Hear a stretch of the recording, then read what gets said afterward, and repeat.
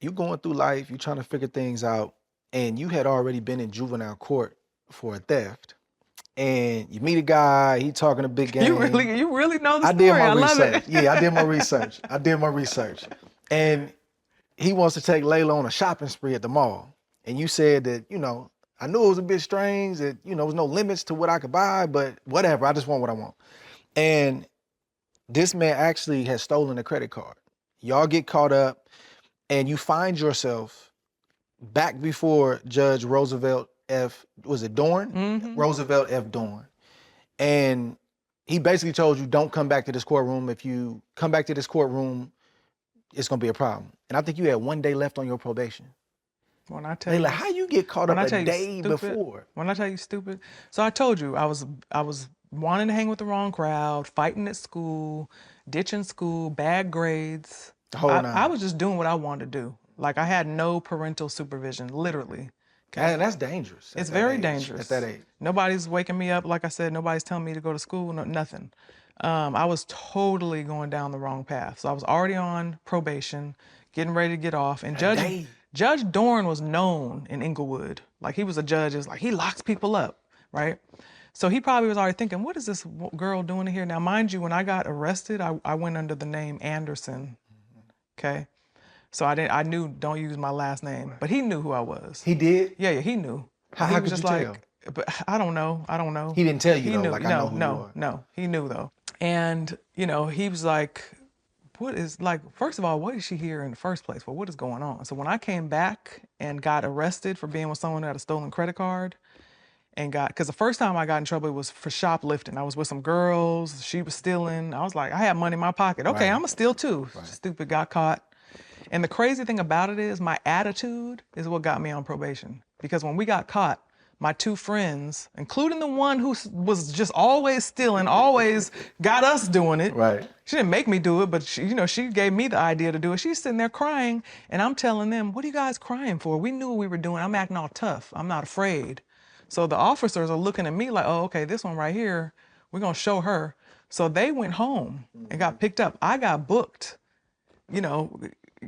fingerprint photo at the Beverly Hills jail, and then got put on probation because of my attitude, because they felt like I didn't feel any remorse. But really, it wasn't that. It was just I wasn't going to show my fear. I was like, we knew what we were doing. We're going to cry for now. But in that situation, come on, girl, show some tears. You would have been able to go home. You might have went home, yeah. So, but that's what I needed, though, because I had so many other things going on in the background, stealing my mom's car, being disrespectful. I was totally disrespectful at this point to my mom. I was like, you're not gonna tell me what to do. Like I was bad. I read it in the book. I was like, oh, Layla. Yeah, I was pretty bad. She tried to send me to a boarding school. I was like, if you leave me here, I'm gonna be right back home. Right.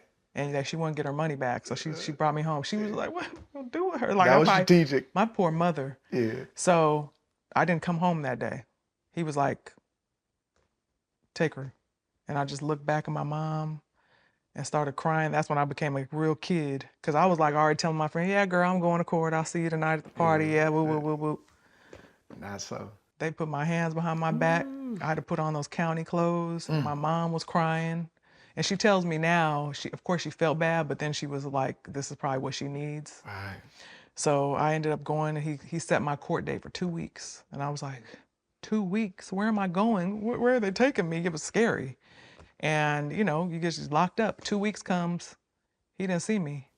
I was just sitting in the court in the back of the little jail room, and the whole day went by, and they sent me back. I was like, they'll see you in another 2 weeks. I'm like, whew. And he did that to me 3 more times. So he was making me do time without actually booking me. You think that was intentional? That's what I think. Because I'm like, why else? How you just going to have me come here 3 times? Right. And finally, when I came back, okay, I'm going to go home today. He wasn't there. They were like, Judge, there's another judge. You can wait for Judge Dorn, or you can let this guy. And I knew I was either going to go to a boot camp, which is more serious than juvenile hall. Yeah. So I was like, I think Judge Dorn had a plan for me. I'm just going to wait. So then I, on my own, chose to go back. Right. And when I came back, he sent me to a group home. And because he was like, you need therapy. You need something's going on with you and your family. So I had to go to a program and stayed there for a year. And I'm sorry, it was actually 6 months. Yeah. They said it would be a year. And I was like, a year? I can't be here a year, because at that point I had got my nail license, I had my car, I wanted to get back home. Right. I was like, what do I need to do to get out of here? And they were like, well, no one's ever left here from, but is it possible? They're like, yeah. So what? So I just need you to tell me what I need to do, and I'm gonna do it. So and then I was out of there in 6 months. But part of the requirements was participation Participation in group in groups, every day, you know. and earning home passes, which took a lot: school, cleaning, staying on top of things, doing your group sessions. And when you go home, work. What are you going to work on with your mom this weekend? You know, come back. And then I eventually, graduated the program. And they were asking me to come back and work there. By the time by the time I had graduated. So that was 6 months.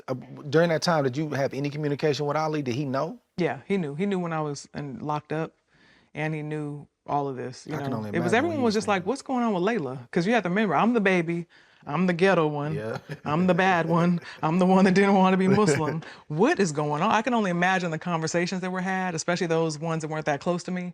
But I didn't see anyone or talk to anyone. I was going through this on my own. Right. And now look at me now. So I'm sure it's kind of like, damn, what happened? Come on. So yeah. And you talked about how, hearing those other stories from those girls, you were like, you started to get the revelation of how good you had it and how bad they had it. And when you finally did get released, you said the raging storm inside me had subsided, perhaps even passed. You said, by locking me up, he set me free. Yep. I needed that because I was really just on the loose, in terms of just going down the wrong path and not respecting myself, to be around certain types of people, not to engage in certain things. I mean, why was I shoplifting in the first place? That doesn't make any sense. I can never imagine either of my children now doing any that. of the things that I did. And I can understand why, but thank God for all of the strong women in my life. Like, cause along the way, there was times when I was staying with a friend. Can I just come to your house? Like, I started going to school in LA because I got tired of Malibu, and I was like, I'll take the bus every day. And I'd like talk my mom into that. So that's how I started going to school in LA. And then I was like, I don't want to come home. So I'd spend the night at a friend. Can we just give your mom some money and I can just stay here? I think about that because I forget those things. I'm like, oh, I was living with them for a while, and I can't remember how long, but my friend that has a single mom, they weren't doing well, so I'm giving her a few $100s a week. She probably was like, sure. Right. It helped her out, but there are so many things like that. But being able to have the opportunity to be around families that were real families and had that togetherness in their home showed me what it was supposed to look like and made me want it. You know what I'm saying? Yeah, you yearned for that. Yes, I did.